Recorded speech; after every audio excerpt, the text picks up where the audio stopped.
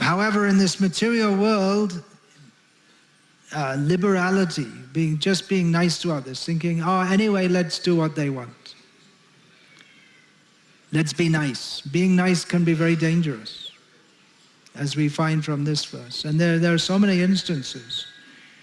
We may find in our own lives that someone who is very nice, people take advantage of them.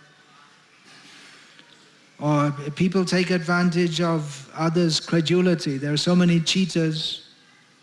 They take advantage of people's credulity, that you win their trust and then cheat them.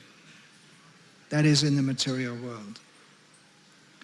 So being nice is not always being very good. Sometimes not being nice is good. Srila Prabhupada gave an example from his own experience in his householder life in Calcutta. That one time he heard from the neighboring house that the mother was shouting and the sound of hitting, and one boy was crying loud, so he wondered what was going on. So the system is, if you want to find out what's going in someone else's house, what's going on, you send your servants, and they ask the servants in the other house. And this way everyone knows what everyone else is doing in every house. So he got the news back that the elder son in the family was suffering from typhoid. And in typhoid, solid, heavy food is prescribed. However, the mother was cooking parathas, and the elder son was very fond of parathas. But he's not allowed to take it in his sickness. Very dangerous if you have typhoid. So when his mother wasn't there, he asked the younger brother, you bring me some paratha. The younger brother did it, and as a result of his kindness to his elder brother, he got a severe beating from his mother.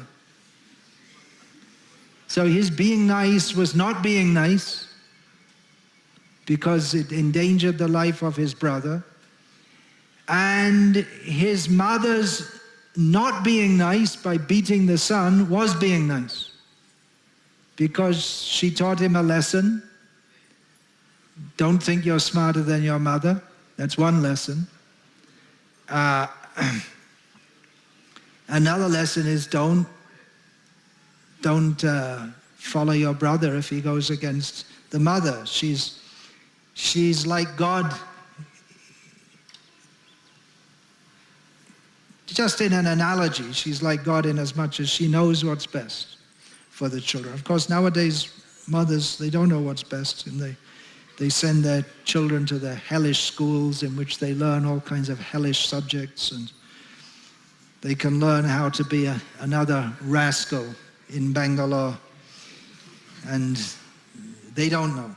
They don't know what's best for the children because they listen to rascals instead of listening to Srila Prabhupada. So good can be bad and bad can be good. Or how is that possible? No, it's what we think is good can be bad. And what we think is bad can be good. So how are we to know what's good and what's bad and what's right and what's wrong? Then we have to go to the higher authority, to Krishna. Dharmang tu sakshat bhagavat pranitam. Dharma is that which is good for everyone, and that is given by God himself. He knows what is good for us. Just like the mother knows what's good, and she may punish also. If you don't follow, she may punish. People often ask, well, how is it that if God is good, then why is there so much suffering in this world? So the boy who's being beaten by the mother says, oh, my mother, she loves me, but why is she beating me? You made the situation in which you need that beating.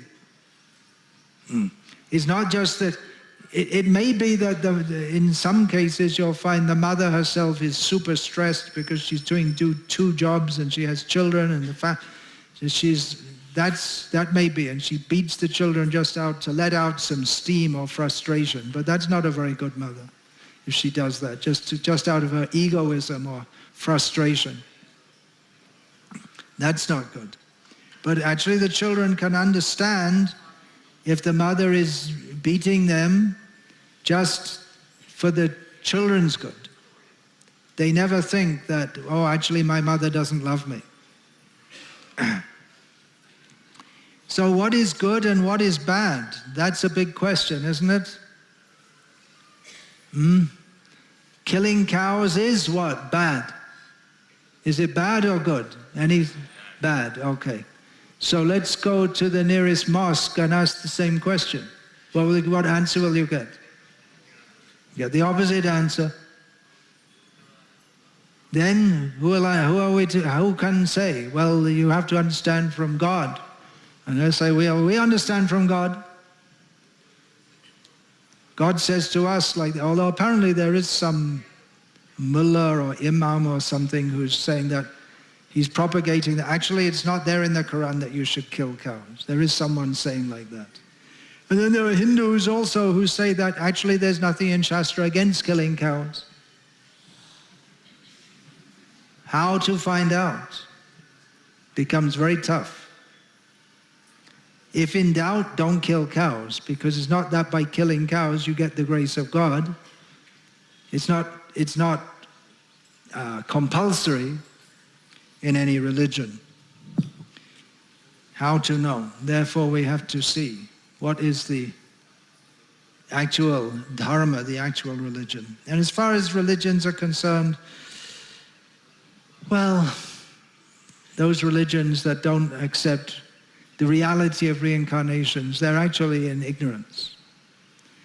It's a very strange idea, which I realized at approximately the age of 12 or 13, that this idea that God gives you one chance and if you do wrong you get thrown in hell to burn forever. No, that's not right. If there is God, then he has to be kind, and if he's kind, he doesn't burn you in hell forever. He gives you other chances. Just like the mother may beat the child, but she doesn't go on beating him forever. She beats him, and then she stops, and then she feeds him. Basically, she loves him, not that she takes pleasure in beating him eternally. Is it better to do good with bad intentions or to do bad with good intentions? Now, an example of doing good with bad intentions. You're feeding an animal, so the animal thinks, this person is very nice. Every day he gives me so much food. But the intention of the person is eventually to cut the throat of the animal and eat the meat. So that's doing good with bad intentions. Or is it better trying to, with good intentions, to do something bad? For instance, there is a very angry person and you try to cool him down. But instead he gets, because you're interfering with him, he gets more angry.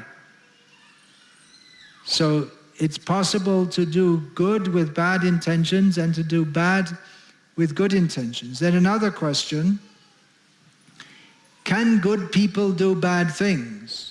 And can bad people do good things? Well, according to Lao Tse, who you may have heard of, famous, even up to the present day, ancient Chinese sage, he said that when an insincere person expounds a genuine doctrine, it becomes false and vice versa. Bit of Chinese wisdom.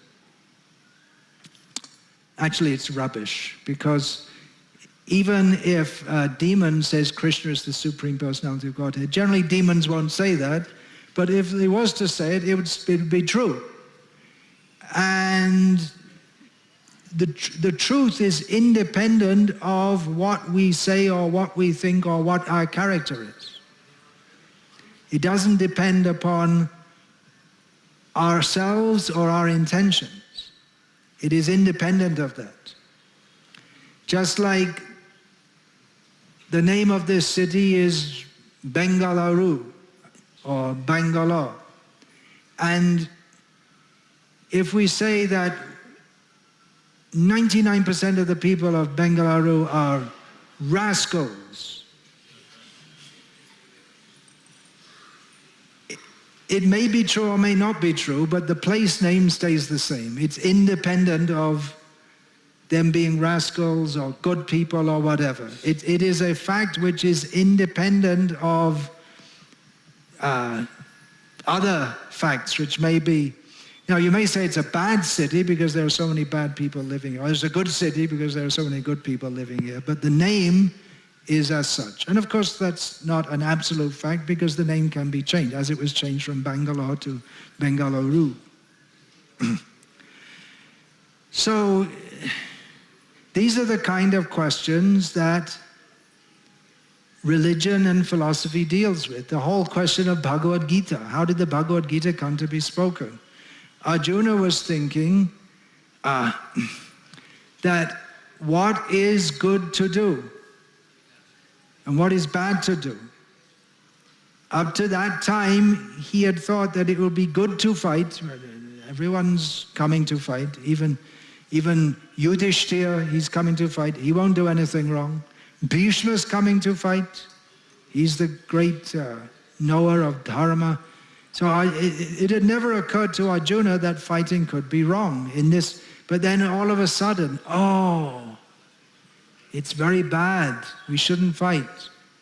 So Arjuna had a misunderstanding of the nature of good and bad. And it wasn't such an easy thing for Krishna to convince him that fighting in this circumstance would be good. Krishna spoke the Bhagavad Gita to him to convince him what is right and what is wrong. He made some materialistic arguments at first that anyway, Kshatriyas, if they fight, they go to either they'll go to heaven or they'll enjoy the earth. Therefore you should fight. Arjuna wasn't satisfied with that. And then Krishna had to speak actually the quite complex understanding of what is karma, akarma, vikarma. He explained all these things to him, to Arjuna. And Krishna himself said it's very complex actually. Gahana karamano gatihi. It's very complex to understand how karma works. When we're talking about good and bad, we're talking about karma, isn't it? It's the interaction of persons with the environment. So that's karma. Is it good or is it bad? We'll say that a rose is a good flower because it smells nice and it looks nice. So, or we may say that mangoes, when they are rotten, it's not good. It's bad to eat. So even a passive agent like a rose or a mango, we can't say a rose is a good person, or a mango. It's not like a person being good or bad, but we say it's good or bad according to the interaction that we have with it. So it's all a consideration of karma. Is it good or is it bad? So life is complex. So what is good and what is bad? If you were living in Germany if you were a German living in Germany in 1938, 1939, you most likely would think, because everyone else thought like that and it was dangerous not to think like that, that it's good to be bad to Jews because Jews are bad people, so we should be bad to them. That was the overwhelming idea in Germany at the time. So to be a good German, you had to be what at most times, places in history, or at least since the Second World War, was to be good at that time was later adjudged to be bad. After the Second World War, there were the Nuremberg trials in which the chief Nazis were tried. They didn't try everyone because they'd have had to kill pretty much, they'd had to try the the whole remaining population of Germany. I remember seeing the movie as a child, and one man, he was being said, you did this bad, you did that bad, you did that, you assisted in killing the Jews, and he couldn't understand what he'd done wrong. He repeatedly said, I was just following orders. I was just following orders, because in his mentality, if you're in the military and you follow orders, that's all you have to do. That's what you're supposed to do. To do anything else in his mind would have been wrong. And he couldn't understand, right to the point he got shot. He couldn't understand. What did I do wrong? So what we have is a clash between what he thought was good and what the other people thought was good. The only problem was that the other people had conquered his country. So what his idea of good was didn't stand, and he had to be executed for not being good. Then the whole question of what is good and what is bad, I was speaking of Christopher Hitchens, the anti-theist. Actually, if you're an atheist, there should be no question of good or bad. Why? Because, according to them, everything is just chemicals. Or if you really want to get deeper, everything is just wave functions. Right? If we study science, everything is just wave functions. What is this body made up of? It's made up of chemicals. Bhumirapo nalaya vayu kangmano buddhirevacha. That's the Vedic version. And if we take the modern scientific version, which we also accept, then the two versions are not contradictory, then this body is made up of hydrogen, oxygen, carbon, nitrogen, probably in Bangalore, all kinds of different poisons that you breathe in through the air. So many chemicals. And when you die, it's all finished, right? Bhasmi bhutasya dehasya king puna agamano bhavet. When you die, finished. The person is just the body, finished. So then where's the good and where's the bad if it's only chemicals?